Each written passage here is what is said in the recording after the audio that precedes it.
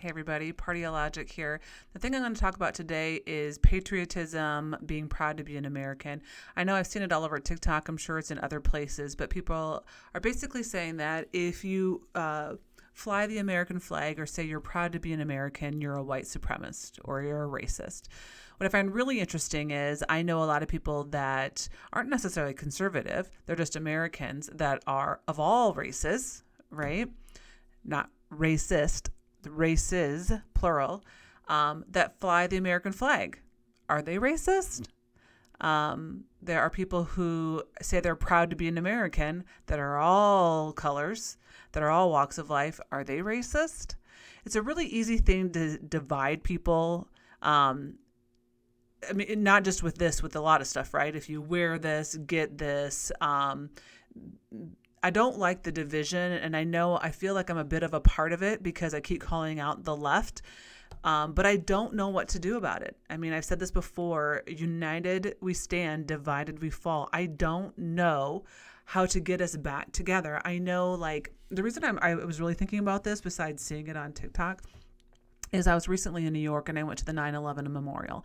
And I had been there before, but this time I was there with a firefighter that was actually on active duty when 9/11 happened. And so he was telling us his experience, and we were standing there with my family, my 3 kids and my husband.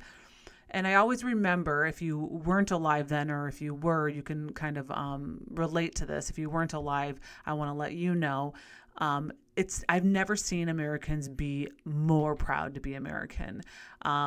There was more American flags after that than ever. You couldn't go down a block in a town without seeing an American flag. We really were united against a common enemy. And the problem right now is, who's our common enemy? Who?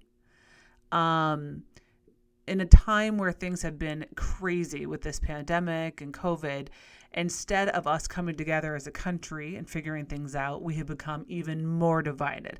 Now, back in my day when I was a kid, I don't think we really talked a lot about politics, obviously as a kid, but I mean, even the adults.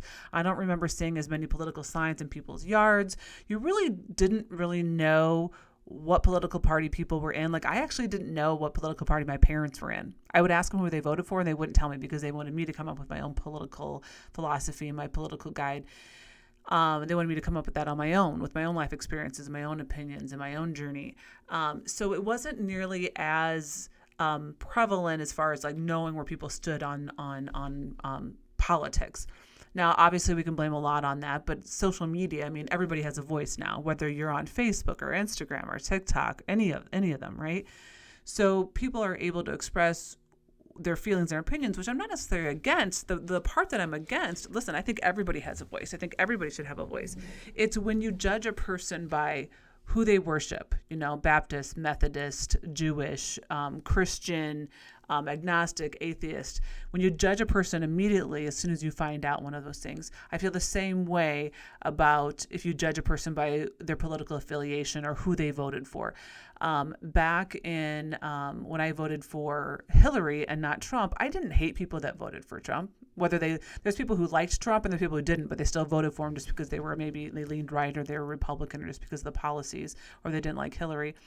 But then, after that, what's interesting is then and I was a liberal then, right? I caucused for Hillary, is 4 years later, even less than 4 years, as soon as people on the left, not everyone, I don't want to generalize, not everyone, but the loudest people on the left would find out that somebody was either a fan of Trump or voted for Trump, they're like, we can't be friends.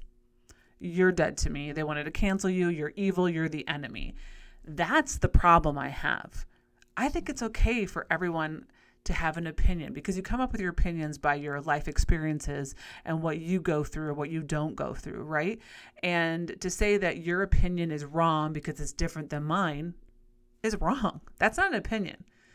And to say that your opinion is a fact is another problem. I feel like a lot of people are confusing what fact is and what an opinion is. And when you throw out things like, if you're proud to be an American or you fly the American flag, you're a racist or a white supremacist, that's just BS. That is complete BS. I find it really interesting that these people who say the United States sucks more than likely have never lived outside the United States of America. Every city, town, state, country, nation, continent has its problems. Every single one of them. I've never said America is perfect. I'm not sure it is the best country in the world because I don't know. I've not experienced life in other countries. I've gone to visit, but I've never lived there as a citizen. So I can't say that America is the best country. But I am still proud to be an American, and I'll still fly my flag proudly. And that doesn't mean I'm a white supremacist.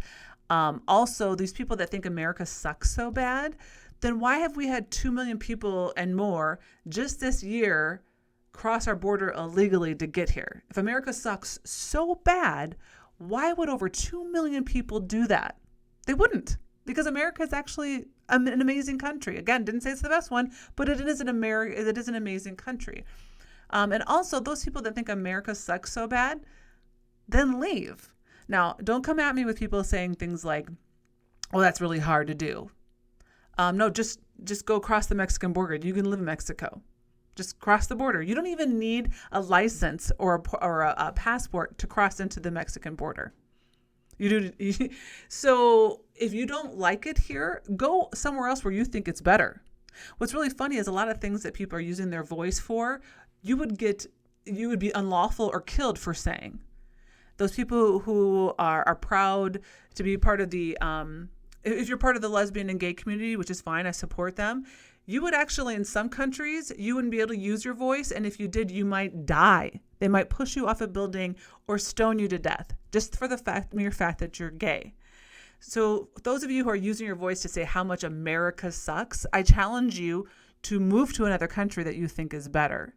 And I would also encourage you to stop dividing people, because that actually doesn't help our country. It actually makes our country worse. You're actually, this country that you think sucks so bad, by you trying to divide it, you're actually helping it get worse.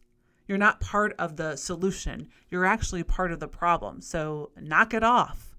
The other thing that I've always said, even when at a young age, if you don't like something, then be part of the solution. I'm fine with people moaning and groaning about something as long as they're part of the solution. The problem is most of the people that are complaining and that are the loudest have no desire to be part of the solution.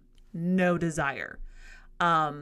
If you aren't actively wanting to be part of the solution and do something for it to make it change instead of saying the same things over and over, going and helping the division, then stop.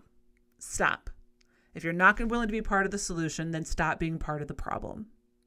That's all I got to say today. So Party of Logic out. Thanks for watching, guys.